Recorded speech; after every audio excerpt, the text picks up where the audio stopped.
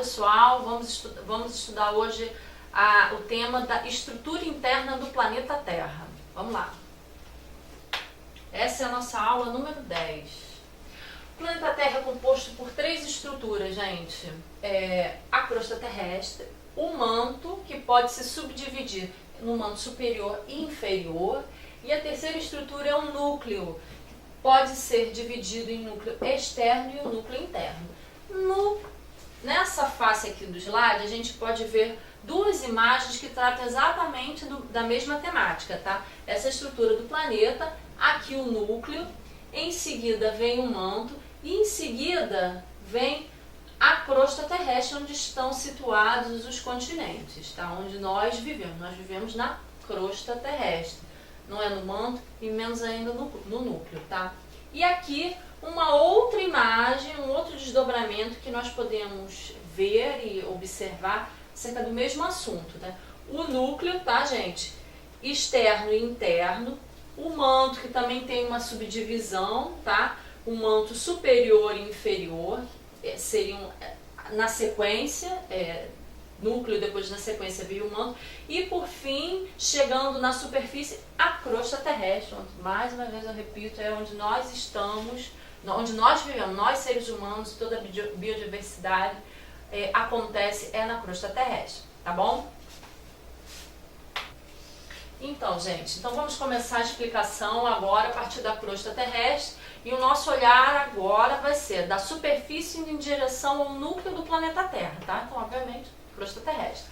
É o local onde estão situados os animais, os vegetais, as cidades, os seres humanos, os continentes, os países, os oceanos. É onde o homem está situado e estabelece a sua vida. Como nós dissemos, onde a biodiversidade está localizada, o homem, as relações desse homem, o homem no campo, o homem na cidade, onde os continentes estão, os oceanos, enfim, onde a vida, da maneira como nós conhecemos, acontece, tá? Essa é a crosta terrestre, onde a vida, como nós conhecemos, acontece, onde a biodiversidade acontece, onde os eventos climáticos acontecem. É aqui, tá? Ela está dividida em muitos fragmentos, as placas tectônicas.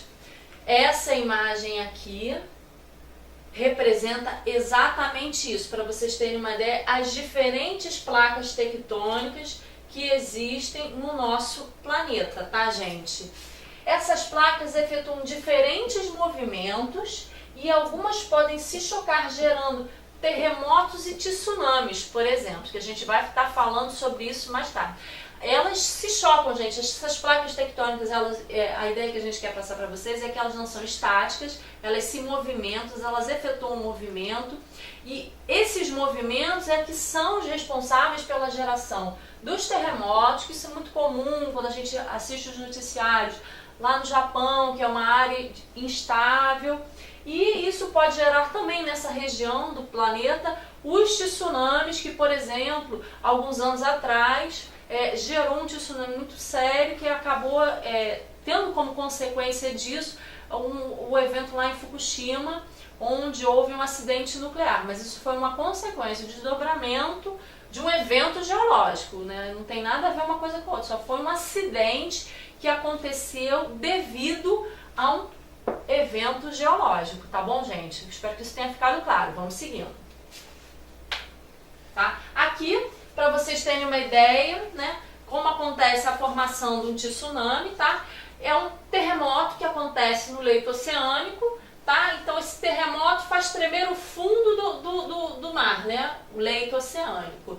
Esse fenômeno desloca para a superfície uma grande massa de água. Então imagina, acontece um tremor no leito oceânico, existe uma massa de água enorme em cima disso. É claro que esse movimento, esse tremor vai ter consequências nessa camada, nessa camada de água, né? Nessa massa de água que está ali em cima.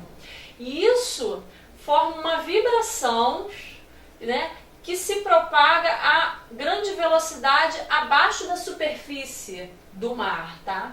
Essa água, ao se aproximar das costas, acaba formando ondas gigantes, porque vai diminuindo o espaço. Então você imagina, aqui está o local onde aconteceu o tremor no leito oceânico, né? gerou uma vibração aqui que isso se propaga em direção à superfície, gera uma onda. Essa onda ela vai sendo deslocada, só que a altura do oceano, do leito, do fundo do mar até aqui a superfície está uma. Então, à medida que vai chegando aqui próxima à costa, a distância vai diminuindo, tá? Então as ondas gigantes começam a se formar e acontecem as catástrofes que acabam gerando o quê? A destruição, destrói cidades, sai atropelando tudo que tem pela frente, enfim, estragos de ordem material que até se desdobra em problemas para as pessoas podem acabar sendo atingidas por isso, vêm a falecer e tal. Mas essa é a ideia, tá? Um tremor acontece aqui no mar, gera uma vibração, gera uma onda, isso vai sendo deslocado, e à medida que isso aqui vai chegando, essa onda vai chegando aqui próximo à costa, ela ganha uma altura maior, tá? Porque vai diminuindo o espaço para essa propagação dessa energia, e aí acaba acontecendo os estragos de ordem material e em termos de vida humana também, tá bom? Bom, gente, agora nós vamos ver um vídeo exatamente sobre esse assunto.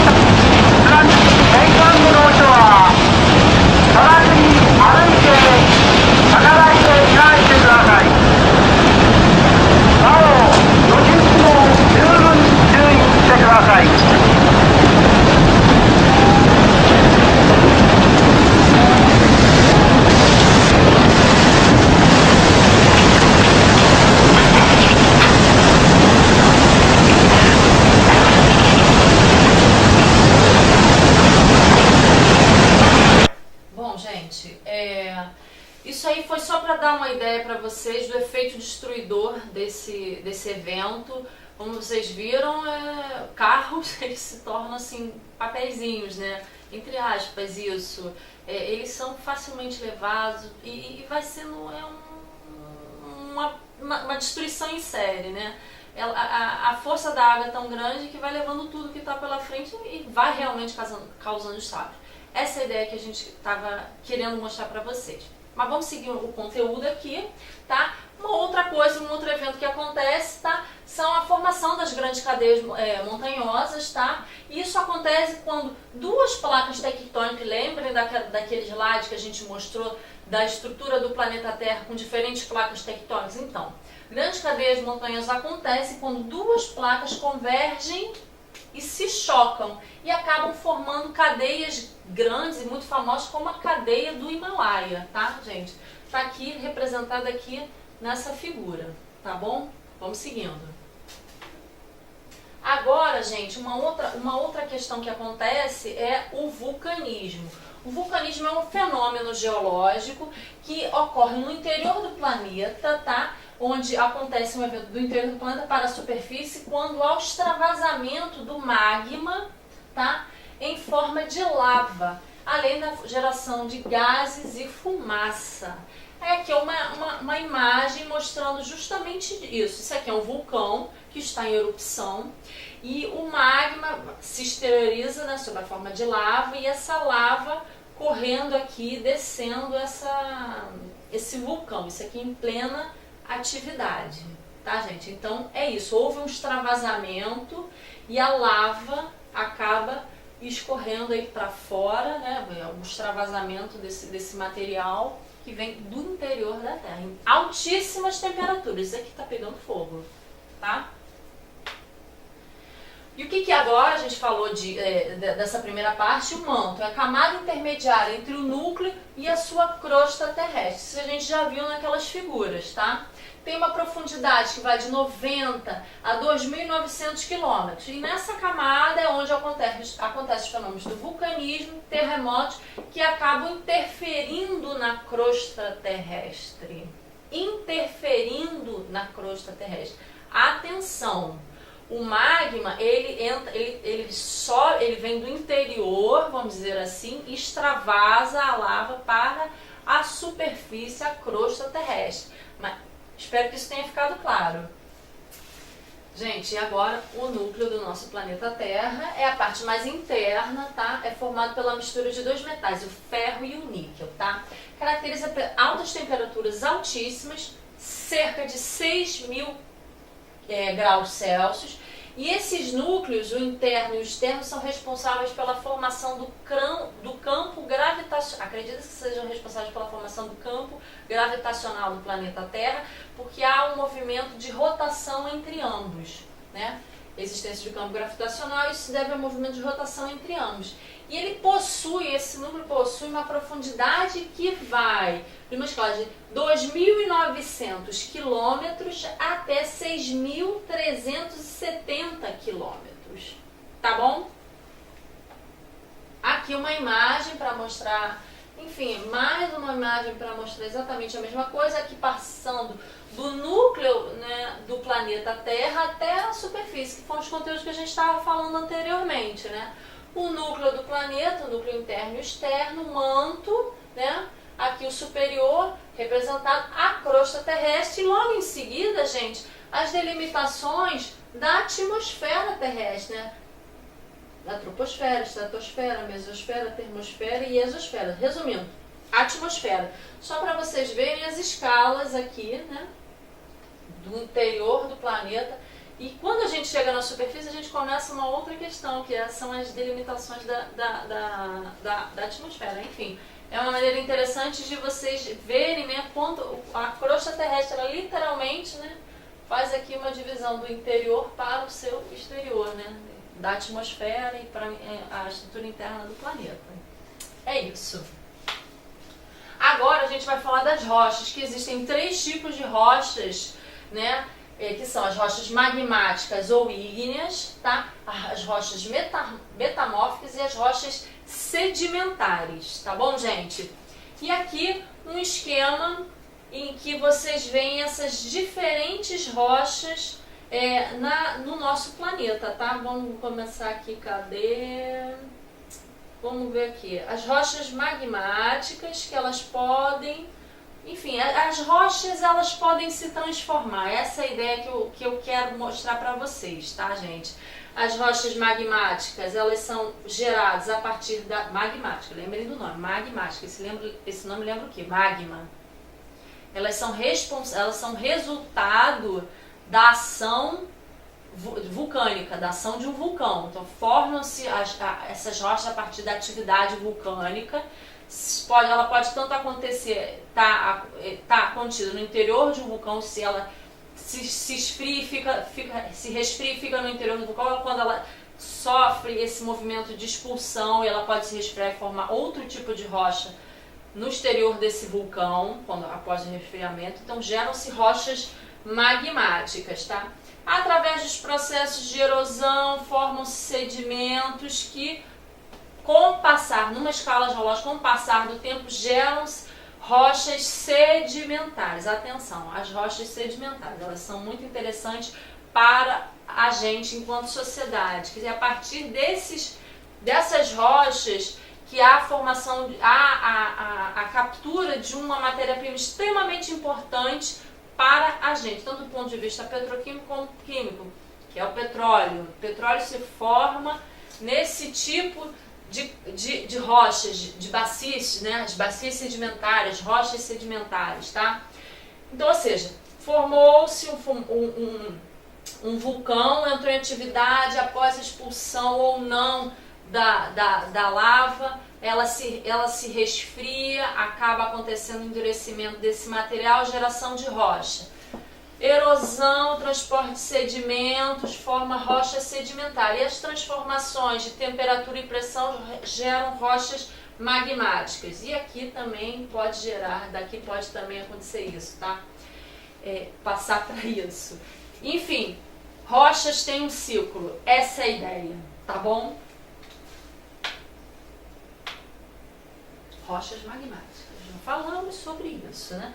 Elas são formadas a partir da ação dos vulcões, onde após a eliminação deste material, a lava, e o seu consequente resfriamento e endurecimento, é a formação desse tipo específico de rocha. Já mostramos isso, já falamos isso 2 vezes, e aqui um exemplo visual para vocês perceberem exatamente isso.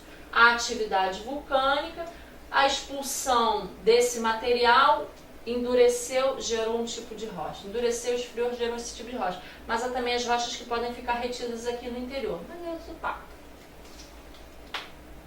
E aqui, gente, um exemplo para vocês verem de vídeo. Vamos observar isso.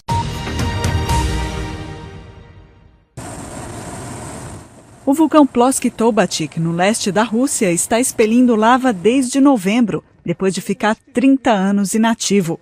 As autoridades lançaram um alerta na região para que as pessoas fiquem longe da lava. As imagens da erupção são impressionantes, com a lava fluindo através da neve no rigoroso inverno russo.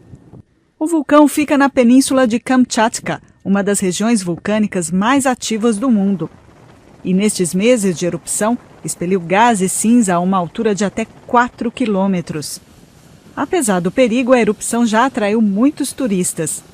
Ainda não se sabe quanto tempo esta última erupção do Ploski-Tobatyk vai durar.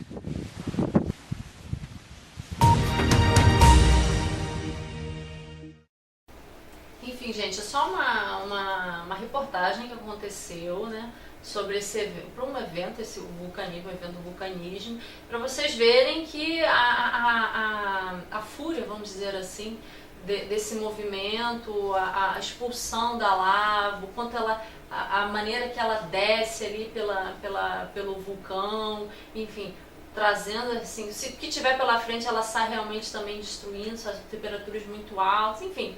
Só para vocês terem uma saída um pouco da teoria e ver um pouquinho da prática, isso dentro da realidade aí dos jornais que todo mundo assiste. É isso, gente. Bom, ficamos por aqui e até a próxima aula.